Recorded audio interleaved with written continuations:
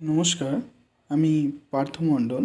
আজ আমি আমার একটি কবিতা ভিখারি আবৃত্তি করতে চলেছি। আসুন শোনা যাক।